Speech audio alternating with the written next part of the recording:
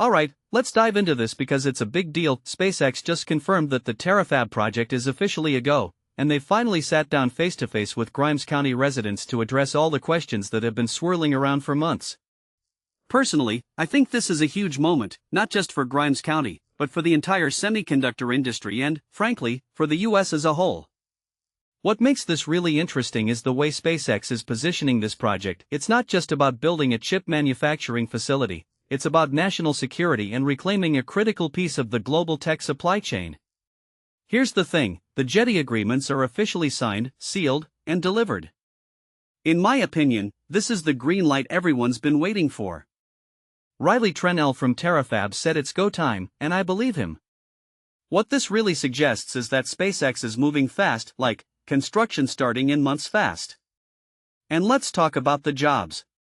They're promising 3,000 permanent positions for Phase 1 alone, spanning everything from food service to advanced semiconductor engineering. One thing that immediately stands out is how they're framing this as an opportunity for everyone, not just the tech elite. That's a smart move, especially in a community that's been skeptical about the project's impact. Now, why Grimes County? Trenell was pretty clear, it's all about location, location, location. But what many people don't realize is how strategic this choice is. Being in the Texas Triangle means they're close to a massive labor pool and major population centers. Plus, the Gibbons Creek Reservoir's water storage capacity is a game-changer. If you take a step back and think about it, this isn't just about convenience, it's about sustainability. Trenell emphasized that they're not relying on groundwater, which is a huge relief for locals worried about water depletion. But here's where it gets even more fascinating. Jordan Buss from SpaceX framed Terafab as a matter of national security. Personally, I think this is a brilliant way to position the project. By tying it to America's reliance on foreign-made chips, they're making a case that goes beyond economics. It's about reversing decades of manufacturing decline and rebuilding a domestic supply chain. What this really suggests is that SpaceX sees itself as more than a company, it's a player in geopolitical strategy. Now, let's talk about the elephant in the room, environmental concerns. SpaceX made some big promises: no increased electric bills, no depletion of local water resources, and no drying up of the Navasota River. From my perspective, these commitments are crucial for gaining community trust. But here's the kicker, they're building their own natural gas-fired power plants, claiming they'll be the cleanest in the country. A detail I find fascinating is their use of closed-loop water systems, which is a huge step towards sustainability.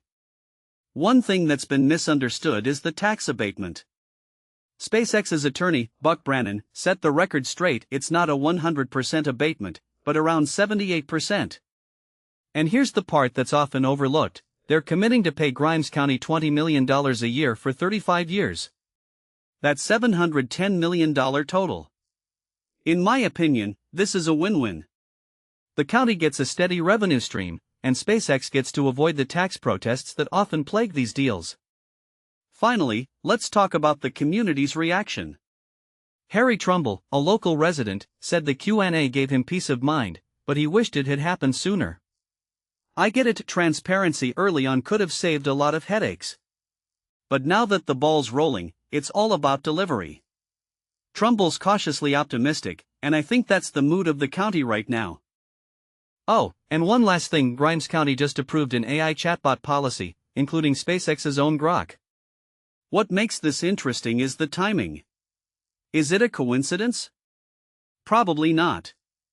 But IT Director Greg Cannon was quick to say it wasn't influenced by SpaceX's presence. Personally, I think it's a smart move to future-proof the county's operations, but it's definitely worth keeping an eye on. So, what's the bigger picture here?